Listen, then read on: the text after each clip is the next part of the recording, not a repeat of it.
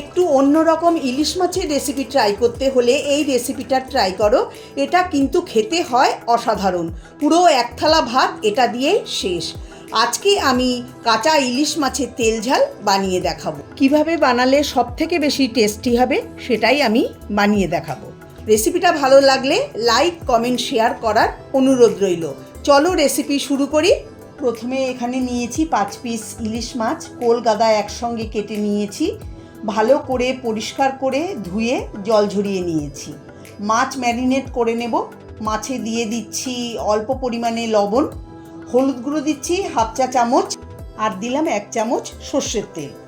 এখন মাছের দুপিঠে ভালো করে মেখে নেব, যাতে মাছে লবণ, হলুদ আর সর্ষের তেল ভালো করে ঢুকে যায়।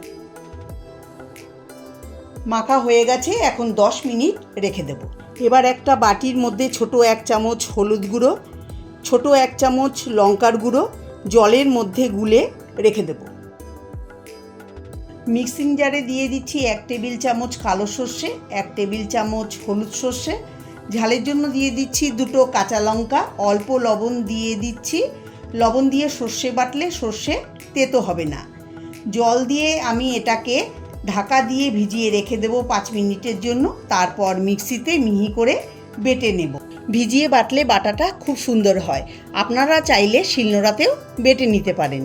প্যানে 3 টেবিল চামচ সর্ষের তেল দিয়ে ভালো করে গরম করে নেব। তেল গরম হয়ে গেলে ফোড়নে দিয়ে দেব 1/4 চা চামচ কালো জিরে আর 4টে চেরা কাঁচা লঙ্কা। এখন লো ফ্লেমে কালো জিরে আর কাঁচা লঙ্কাটাকে একটু ভেজে নেব। কালো জিরে কাঁচা লঙ্কা ভেজে দিয়ে দেব হলুদ ও লঙ্কার গুঁড়ো মেশানো মিশ্রণ। তেলের সঙ্গে মিশিয়ে দেব। 2-3 মিনিট লো ফ্লেমে কষিয়ে নেব।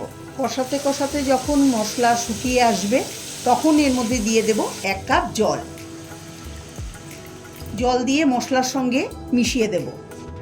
এখন মিডিয়াম ফ্লেমে ঝোল ফুটিয়ে নেব। ফুটে উঠলে দিয়ে দেব স্বাদ মতো লবণ আর মিক্সিতে মিহি করে বাটা সর্ষে কাঁচা লঙ্কার পেস্ট। ভালো করে মিশিয়ে নেব।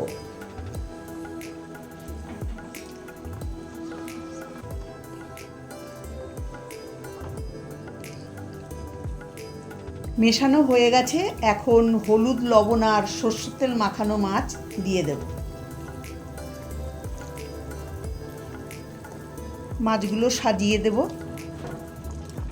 এবার একটু মিশিয়ে নেব।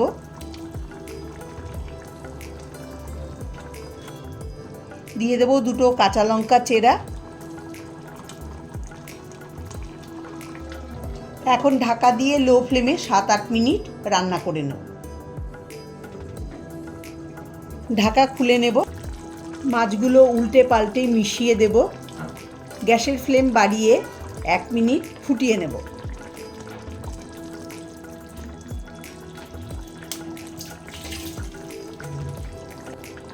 এক মিনিট ফুটিয়ে নিয়েছি। সবার শেষে দিয়ে দেব 2 চামচ কাঁচা সর্ষের তেল। কাঁচা সর্ষের তেল দিলে স্বাদটা অনেক ভালো হবে।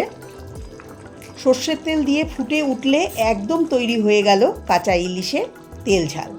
দেখুন দেখতে কতটা সুন্দর আর লোভনীয় হয়েছে। খেতে অসাধারণ হয়। গরম গরম ভাত আর কাঁচা ইলিশের ঝাল দুপুরের খাওয়া একদম জমে যাবে। খুব সহজে আর কম সময়ে তৈরি করে দেখালাম আজকের এই রেসিপি। আপনারা রেসিপিটা অবশ্যই বাড়িতে ট্রাই করবেন আর কেমন হয়েছে কমেন্ট করে আমাকে জানাবেন।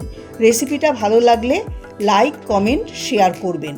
আমার চ্যানেলে নতুন বন্ধু হয়ে থাকলে চ্যানেলটাকে অবশ্যই সাবস্ক্রাইব করবেন, পাশে থাকা বেল আইকনটি সমেত।